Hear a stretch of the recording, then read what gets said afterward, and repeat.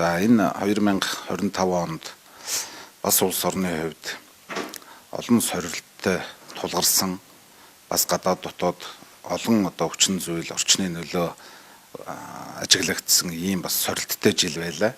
За гисэн хэдий ч бас Монголын эдийн засаг тодорхой хэмжээнд бас 5% өсөлт үзүүллээ. За мөн хөдөө аж ахуйн салбарт бас мал махны үн бас өндөр байж бас хөдөөгийн малчт маань бас орлого нь нэмэгдэх ийм эхлэл тавигдлаа гэж ингэж харж байна. Мөн бас хангаан бус нутагт ийм бүтээн байгуулалтын ажлууд эхлэх ийм суурь тавигдсан. Улс орны хэмжээнд ч гэсэндээ хил холболтын төмөр зам гэх жишээний ийм бүтээн байгуулалтын ажлууд бас эхэлсэн. Ийм он жил байлаа гэж харж байна. За гарч байгаа жил бол мэдээж бас геополитикийн хувьд ч энэ дэлхийн бусад улс орнд өрнөж байгаа энэ нөхцөл байдалтай ам байлдаан ч гэдэм үү эдийн засгийн бас томоохон сорилтууд гээд олон асуудлуудад бас бид нартай нүүр тулж байна.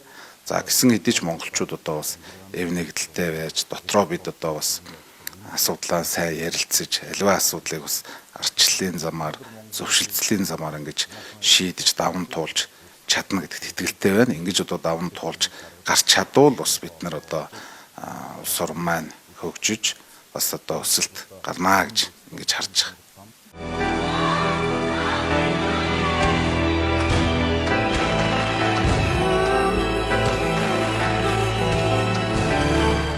Монгол улсад өнөөдөр 900 орчим хууль байна. Бидний монголчуудын амьдралыг өдөр тутам зохицуулж байгаа 900 орчим хууль байгаа. Тэгээ энэ хуулиуд бол мэдээж зарим хуулиуд дээр өөрчлөх, шинжлэх, цаг үетэйгээ нийлүүлж засаж залруулах олон зүйлүүд байгаа. За миний хувьд бол стандартын эрх зүйн орчныг боловсронгуйлгах хуулийн төсөл дээр ажиллаж байна. За мөн гэр бүлийн тухай хуулийн шинжилсэн найруулгын төсөл саяхан бас орж ирлээ. Энэ хуулийн төслийг бас хэлцэгдээд явж байна. За мөн барилгын тухай хууль улсын их хурлд удахгүй орж ирэх гэж байна.